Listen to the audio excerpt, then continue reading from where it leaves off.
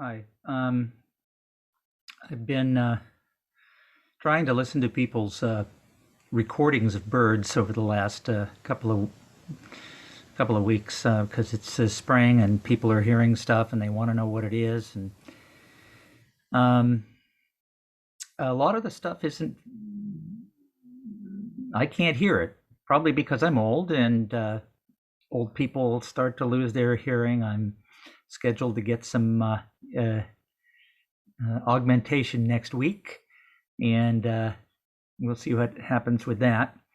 Um, and anyway, it's a little frustrating to me sometimes, and it occurred to me that probably part of the reason is we're not treating our recordings the way we would treat a photograph. We're not taking the time to crop it, enlarge it, uh, sharpen it, all of those things that we do with a photograph. We should probably be doing with our recordings too. And so I thought I would show you how I go about improving my recordings so that I can hear them. And I figure if I can hear them, then everybody should be able to hear them. So I'm going to try that today. I'm not going to talk about how to go about making a recording. There's all sorts of different ways to make recordings. I use my camera set to video, and then when I get home, I pull the video, I download the video and strip the sound out and save it, and then I put it into a processing freeware from Cornell called Raven, which I recommend if you don't already have some kind of program that you can do that with. So that's what I'm going to try to do today. So let's start with the bare sound. Just going to play this through my speakers. It's not going to be very pretty, but it's the best way I can do with the zoom here.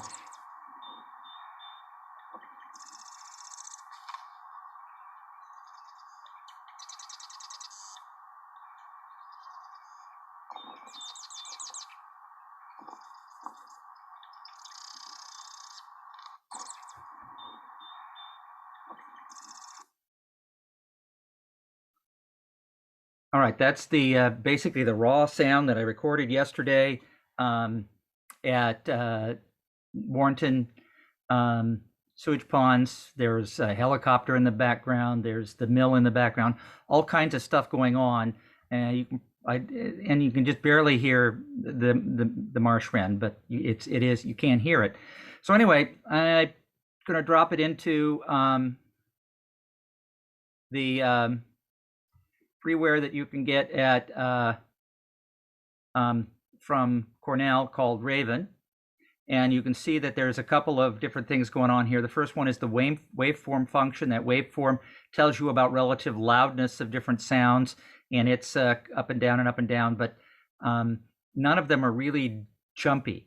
And then the second part here is a spectrogram, and this is a kind of psychedelic false color spectrogram. I really don't like it, and if you have posted anything to Cornell, they don't even use that. They use a traditional grayscale. I'm old school from back in the Golden Guide days. I prefer a grayscale. So anyway, the top one here, the top thing is loudness. The bottom is the spread of frequencies. And when you can do that, you can see the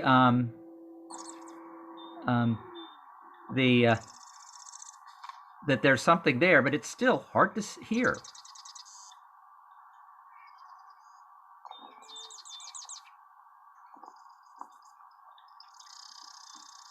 So we're going to do some stuff to it. First thing I'm going to do is I'm going to amplify it. I go to Edit, Amplify, and I'm going to amplify it. And you'll notice what happens to the waveform there. Everything jumps out. It's pretty obvious now. And if I play it now, I get this.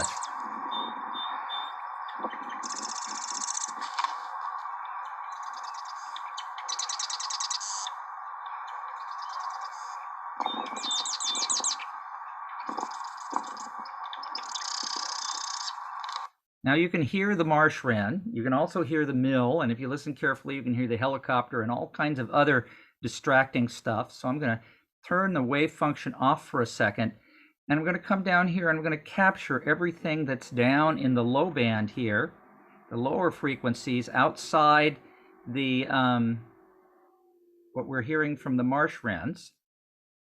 And I'm going to just filter that out by going to the band filter here and filtering out that section. And now when I play it,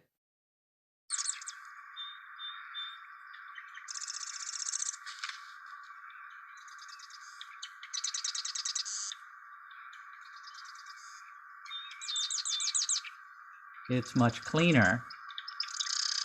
I can hear both marsh wrens pretty well. I can hear the song sparrow pretty well. And if I were wearing my headphones, I'd be able to even pick out some other things.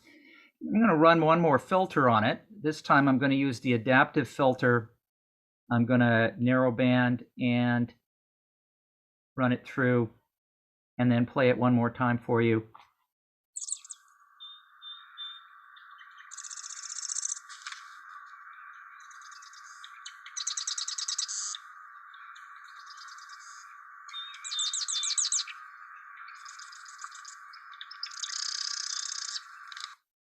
And there you have it. That's fairly clean. I could probably amplify it a little more. I'm not going to. Now I want to save the sound as, and put it in the right folder.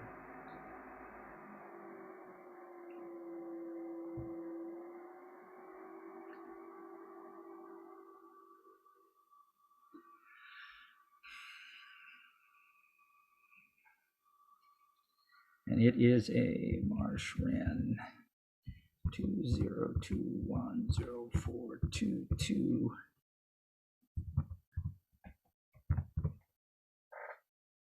And put it in the right folder.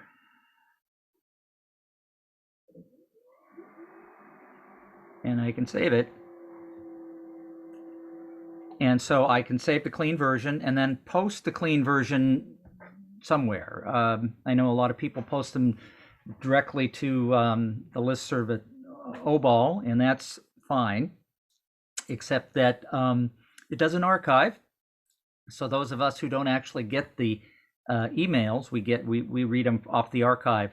You won't find them there, and that's true whether you're looking on the ABA site or the FreeList site. The sound files are not filed, and I think it's because they're too big. So anyway, that's how you do that.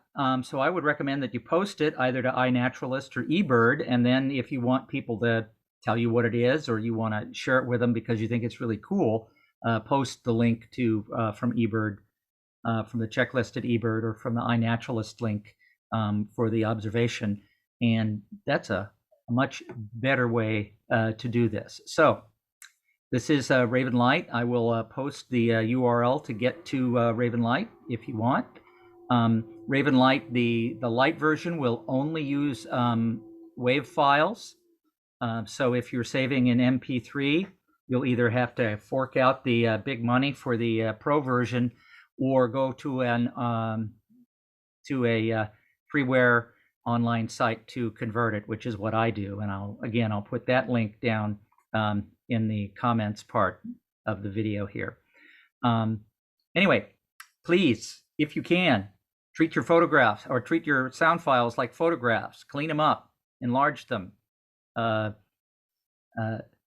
fix the focus on them, all of those kind of useful things.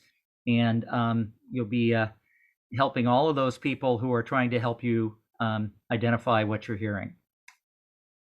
Thank you.